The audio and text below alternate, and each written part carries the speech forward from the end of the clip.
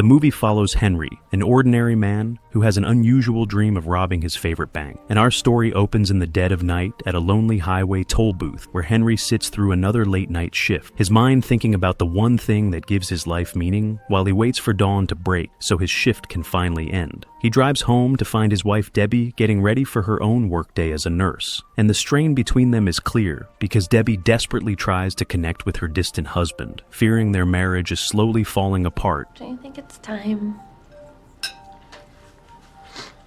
You're talking about kids.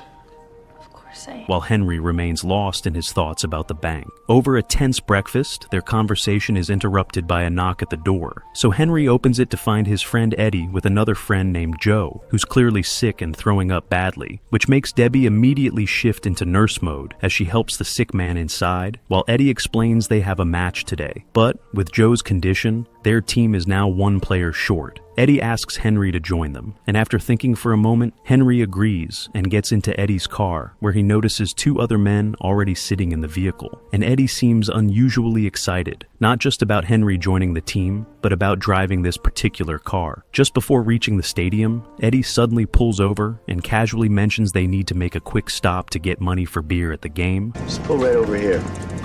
Stop and get some beer money at the ATM. So the three men get out, leaving Henry waiting in the car, completely unaware of their true plans, because the trio pulls on masks and storms into a nearby bank, while a security guard spots them immediately and raises the alarm. Within minutes, they come running out empty-handed, running away in panic, but the guard has already seen their getaway car, so he approaches Henry, who's still sitting innocently in the driver's seat, wearing the same team shirt as the robbers. And before Henry can even understand what's happening, he finds himself looking at a gun and being arrested while being completely confused about the crime that just happened around him. Henry's loyalty to his friends proved strong, even under tough questioning, and his refusal to reveal their names came at a high price of 3 years behind state prison walls, where fate introduced him to Max, a cellmate whose worn features suggested years of hard-earned wisdom. And Max's curiosity about Henry's situation led to an honest confession that Henry was serving time for a crime that wasn't his doing. I didn't do it.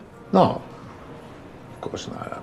Mistaken identity. This news seemed to connect with Max, who had developed his own view on their shared problem. So, walking the prison yard together, Max would often think about the nature of their fellow inmates, because the older man had a theory about the type of people who ended up behind bars. And according to Max, they were all dreamers who had chosen dangerous shortcuts to reach their goals, while he believed dreams were beautiful, but warned that the paths people took to achieve them could be dangerous. When asked about his own hopes, Henry found himself admitting something that surprised even him: the lack of any dreams at all. And prison life settled into its gray, boring rhythm, as 6 months passed until Debbie's visit brought an uncomfortable shift in the atmosphere, because her struggle with casual conversation and inability to meet his eyes suggested something was troubling her. Henry's gentle pushing eventually drew out the painful truth she'd been carrying, that someone new had entered her life, someone who could provide the presence and love she'd been missing. And the news hung between them with the weight of finality, marking the end of their marriage in all but legal terms. Henry's response showed remarkable grace under devastating circumstances, because rather than expressing anger or bitterness, he told her there was nothing to feel ashamed about, and expressed happiness for her newfound love. It's all right. You're not mad? No. While he acknowledged his role in bringing trouble into her life and pointed to his current situation as evidence of that pattern. His blessing for her to remarry came with a steady voice that hid whatever pain he might have felt. And Debbie's departure was marked by tears, while further conversations with Max revealed more about his cellmate's unique relationship with the prison system. Because Max entertained other inmates with stories of his parole hearings, during which he would deliberately ruin his chances of freedom by insulting the board members. Despite serving a life sentence, the system granted him hearings every 6 months, which were opportunities he could easily use to secure his release. But his choice to remain locked up puzzled many people, though Max's explanation was simple: because the outside world held nothing for him anymore. The prison had become his home, and he saw no reason to leave it behind. As Henry's own parole hearing approached, the veteran inmates recognized the importance of proper preparation. An experienced prisoner, weathered by years of observing the system's workings, shared the unwritten rules that governed such proceedings. The advice was both cynical and practical. Admissions of guilt were valued over protests of innocence, Expressions of remorse carried more weight than claims of wrongful conviction, and promises of reform mattered more than assertions of having committed no crime to begin with. The guidance required Henry to suppress his natural inclination toward honesty. When his hearing arrived, he found himself articulating lies with convincing sincerity, accepting responsibility for actions he had never taken, and expressing contrition for crimes that existed only in the court records. This calculated deception proved effective. The parole board granted his release after he had served 2.5 years of his sentence. The day of his freedom finally dawned. During his prison visit, Henry tells Max about his upcoming parole. He suggests they could work together once Max is released, but Max remains non-committal, saying he needs to think it over. Henry heads to Debbie's house to collect his belongings. When he arrives, he's shocked to discover that Debbie's husband is Joe, his former partner in crime. Come on in, make yourself at home. Thanks. The surprise deepens when Henry notices Debbie is pregnant, something she had always dreamed of. He quietly gathers his possessions while processing this unexpected revelation. Joe approaches Henry with a job offer, explaining he's found legitimate work. As Joe begins outlining some kind of scheme, Henry grows confused by the details and declines the opportunity. Joe expresses gratitude to Henry for keeping quiet about his involvement in their past crimes, acknowledging that Henry's silence kept him out of prison. After leaving Debbie's house, Henry finds himself drawn to the bank, where his robbery attempt had gone wrong. While observing the building from across the street, lost in thought, he's struck by a car and knocked to the ground. The driver, a woman named Julie, jumps out and angrily berates him for walking into traffic. A police officer arrives at the scene, the same one who had arrested Henry years earlier. The officer helps Henry to his feet and escorts both Henry and Julie to a nearby cafe to sort things out. Henry assures Julie he's uninjured. It's okay, I really am fine. Fine for a guy who just got run over. And soon both the officer and Julie leave him alone. Later, while using the cafe's restroom, Henry spots a newspaper clipping on the wall featuring an old story about bank robberies. Reading the article, he makes a startling discovery. There's an underground tunnel system beneath the very bank he had attempted to rob. Reading further, Henry discovers that the tunnel network originates from a nearby theater. This revelation crystallizes his resolve, and he immediately returns to the prison to see Max. "I've found it," Henry tells him excitedly. "My chance to finish what we started, to rob the bank that put me behind bars." When Max asks about the logistics, Henry explains his plan and emphasizes that he needs Max's expertise to pull it off. He urges Max to say whatever is necessary at his upcoming parole hearing to secure his release so they can execute the heist together. Max hesitates, admitting he's grown comfortable with prison life and refuses to make any promises about joining the scheme. You've got your review coming up, Yeah, so you can get out of here if you want to. no, it's not that simple. Yes, it is. No, it's not. Undeterred, Henry makes his way to the theater and peers through the windows. Inside, he spots Julie rehearsing on stage. He watches as the director repeatedly criticizes her performance, growing increasingly harsh with each mistake. Finally, Julie reaches her breaking point, announces she's taking a coffee break, and storms out. She's surprised to find Henry waiting outside, and they end up walking to the cafe together. Over coffee, Julie thanks him for his understanding after their earlier collision, noting that most people would have pressed charges or made a scene. She tells him she thinks he's genuinely decent. Meanwhile, Max's parole hearing is underway. Following Henry's coaching, he delivers exactly the responses Henry suggested. The strategy works. Max is granted parole. Henry celebrates the news and immediately picks Max up from prison. He brings him straight to the cafe, where he spreads out the tunnel maps and explains his plan in detail. Max studies the drawings with growing disbelief. "Have you lost your mind?" he asks. Max examines the map skeptically and points out a major flaw. "This thing is ancient. There's probably no tunnel left down there anymore." He dismisses Henry's plan as unrealistic and suggests a more conventional approach, gathering weapons and accomplices for a direct assault on the bank. Henry firmly rejects this idea. "I'm not a violent criminal," he insists. "I don't want to hurt innocent people. If we're going to do this, it has to be clean. No one gets hurt, and ideally, no one even knows it happened." Max remains doubtful about the tunnel plan's viability, but agrees they should at least scout the location. They visit the bank, where Max poses as a potential customer and sweet-talks the manager into showing them the vault areas. My uncle, he put all his money in your vault when I was a kid.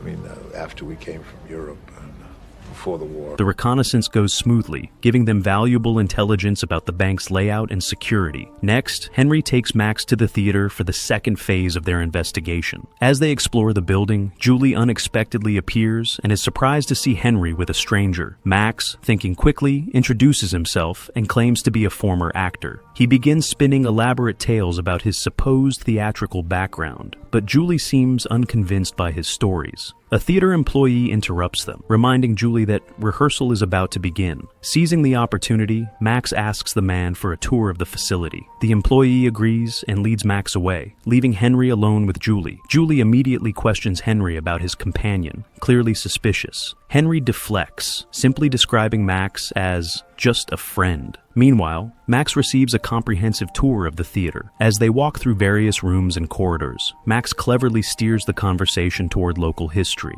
He mentions hearing rumors about old tunnels in the area, casually suggesting he'd been curious about such things since his youth, hoping to extract useful information from his unsuspecting guide. The theater employee proves to be a wealth of information about the building's history. He actually leads Max to the exact wall where the old tunnel entrance is located. Max discreetly tests the wall structure, tapping it at various points, while keeping his interest hidden from his guide. After the tour concludes, Max rejoins Henry and Julie. He casually mentions to Julie that he's enjoyed his visit so much that he'd like to volunteer at the theater starting tomorrow. With that arrangement made, the two men prepare to leave. As they're departing, Henry works up the courage to ask Julie out on a date. To his delight, she accepts. 8 o'clock?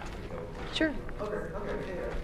Great. Back at his place, Max immediately dives into the technical aspects of their plan. He explains to Henry that breaking through the old wall will create a significant number of debris that they'll need to dispose of carefully. The logistics are more complex than Henry initially realized, and Max begins outlining various considerations they'll need to address. However, Henry is barely listening. His mind is entirely focused on his upcoming date with Julie, and he's already getting ready, choosing his outfit and preparing for the evening. The date goes well. Over dinner, Julie opens up about her aspirations, explaining that theater is just a stepping stone toward her real dream of acting in films. She's planning to move to Hollywood soon to pursue movie roles. Henry encourages her ambitions, telling her he's confident she'll make it. Feeling a strong connection with Julie, Henry decides he can't keep secrets from her. He tells her everything: his recent release from prison, the bank robbery that went wrong when his partners abandoned him, and his current plan for revenge. He explains how he discovered the tunnel system that connects her theater to the bank, and how he intends to use it to pull off the perfect heist. Julie's reaction surprises him. She bursts into laughter, clearly thinking Henry is telling her an elaborate fictional story for her entertainment. After dinner, Julie invites Henry back to her place, where she shows him one of her scripts, and Henry reads through it aloud, while Julie is impressed by his natural delivery, and tells him he has real acting talent, and the evening deepens their connection as they become close together. The next morning, Henry brings Julie to his apartment, forgetting that Max doesn't know about their relationship. So, when Henry knocks, Max opens the door and starts shouting excitedly about solving their trash disposal problem,